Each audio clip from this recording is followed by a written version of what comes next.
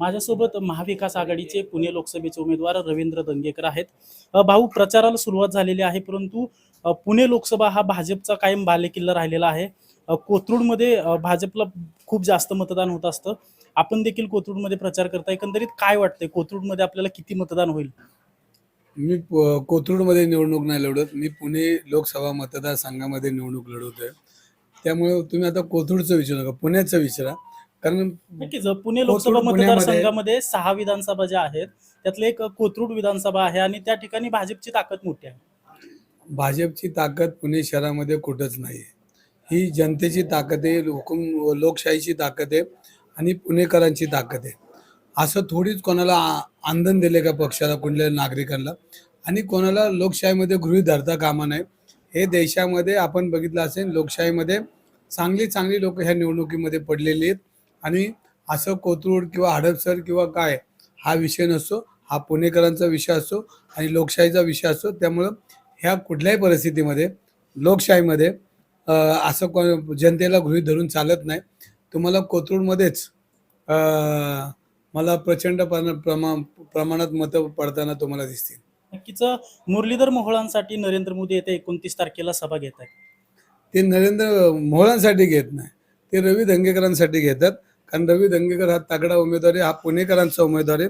आज त्यांना सभा घ्यायची वेळ येते म्हणल्यानंतर हा पुणेकरांचा विजय आणि पुणेकरांचा उमेदवार रवी दंगेकर जिंकणार आहे, हे त्यांना माहिती, म्हणून ही त्यांची तयारी आहे.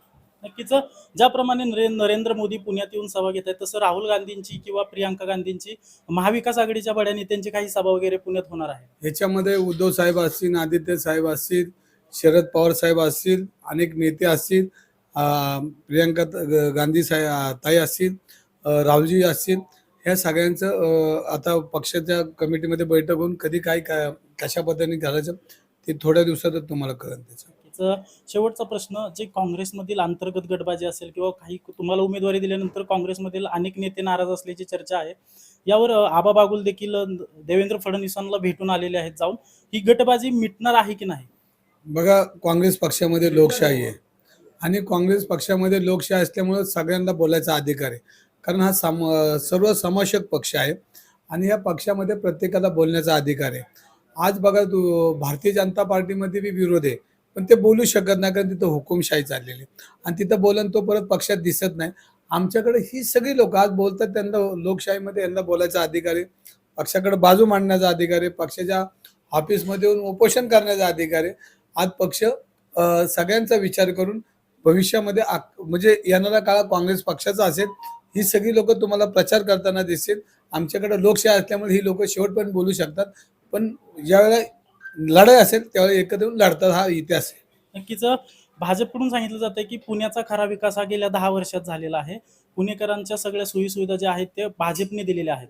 बघा, आपल्या देशामध्ये इंदिरा गांधी पंतप्रधान होत्या, पंडितजी होते, लाल बहादूर शास्त्री होते, मनमोहन सिंग होते, पी नरसिंहराव होते, राजीव गांधी होते. ह्यांच्या काळामध्ये विकास आपण बघितलाय. 10 वर्षामध्ये झालाय का विकास? हा 10 वर्षामध्ये रेल्वे आली का? 10 वर्षामध्ये रस्ते आलेत का? 10 वर्षाचे स्ट्रक्चर आलेत का? शासन आलंय का? टेलिफोन आलाय का? जे विद्यापीठ आलेत का? ही काही 10 वर्षात आलेत का? ही वर्षानुवर्ष देशाच्या प्रगतीच्या वैभवशाली इतिहासामध्ये भर घालणारी ह्या यंत्रणा आहेत. 10 वर्षामध्ये का आलं?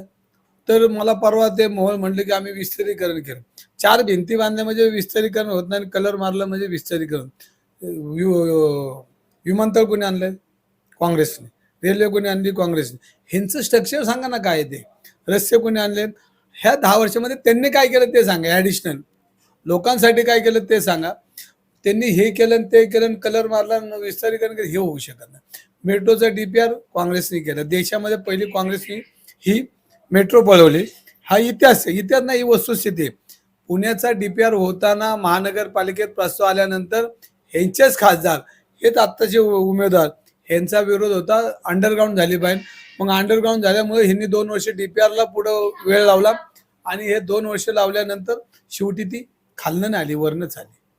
म्हणजे यांनी केलेला विरोध चुकीचा होता, हे सिद्ध झालं आणि हे सिद्ध ह्यांच्यामुळेच मेट्रो उशिरा झाली आणि नंतर ह्यांची सत्ता आली.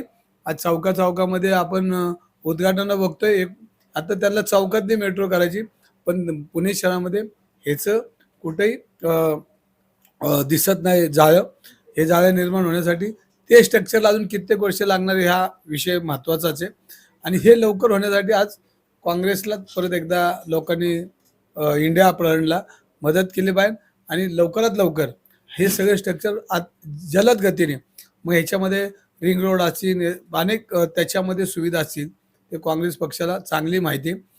500 कोटीमध्ये यांनी तुमची स्मार्ट सिटी गोंधळली आणि ते पाषाण बाणेर इथं केले, तिथं बी ते काम दिसत नाही. मनमोहन सिंगांनी 3,500 कोटी रुपये दिले तरी एक 100 रुपयाचा बोर्ड साधा लावला नाही त्यांनी. स्मार्ट सिटीची एवढी जाहिरात करतात आम्ही केलं, पण स्मार्ट सिटीत दिसत नाही. म्हणजे ह्याच्यामध्ये त्यांनी केलेलं काम फसवं काम आणि जाहिरातीचं काम एवढं दिसतंय, कागदावर त्यांचं काम दिसतंय, पण पुणेकरांना काही मदत झालेली दिसत नाही. प्रचंड महागाई आहे, विद्यार्थ्यांचे प्रश्न आहेत, नोकरींचे प्रश्न आहेत, शेतकऱ्यांचे प्रश्न आहेत, महिलांचे प्रश्न आहेत आणि आज महागाई प्रचंड आहे आणि कामगारांचे प्रश्न आहेत, सेवकांचे प्रश्न आहेत, अनेक इंडस्ट्रीज बंद होत आहेत, अनेक सरकारी कर्मचाऱ्यांचे प्रायव्हेटेशन चाललंय. म्हणजे ह्या सगळ्या प्रकारामध्ये देशामध्ये वातावरण काही चांगलं नाही आणि पुणेकरांच्या दृष्टीनं त्याच्यावरून आज आपण गेलो तर पेट्रोल पंपावर गेलो तर ह्यांचा फोटो मोठा आणि 110 घ्या पेट्रोल, गॅसच्या दुकानाचा ह्यांचा फोटो मोठा, गॅस 1100 रुपयाला गॅस. म्हणजे फसवी घोषणा, जाहिरातीची घोषणा आणि आता जाहिरातीला लोक फसणार नाहीत. जाहिरातीला एकदा दोनदा फसत, कायम फसत नाही. त्यामुळे ही जाहिरात आता बाजूला राहील आणि खऱ्या अर्थानं देश सेवा करणारे इंडिया फ्रंट पुढे आले. देशासाठी, लोकशाहीसाठी इंडिया फ्रंट देशामध्ये तुम्हाला दिसेल. नक्कीच. तर हे होते रवींद्र दंगेकर. जाहिरातबाजी आता चालणार नाही, लोक हुशार झालेले आहेत असं त्यांनी मत व्यक्त केलेलं आहे. अजिंक्य धायगुडे, जय महाराष्ट्र न्यूज, पुणे.